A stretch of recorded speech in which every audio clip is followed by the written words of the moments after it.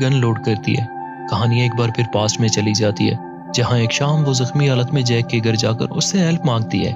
Jack बिना कोई सवाल पूछे उसकी मदद करता है और उसे अपने घर में ठहरने देता है। दूसरी सुबह जैक और वो दोनों एक साथ नाश्ता करते हैं और जैक उससे पूछता है कि क्या वो साथ में कहीं बाहर जा सकते हैं, तो जूलियट इनकार कर देती है और वहां से जाने लगती है। पर वो देखती है कि जैक ने दरवाजे बंद कर दिए हैं। जैक उसे बताता है कि वो उसको नहीं जाने देगा। जूलियट गुस्से से बौखला जाती है और जैक की कीमती चीजें तोड़ने लगती है।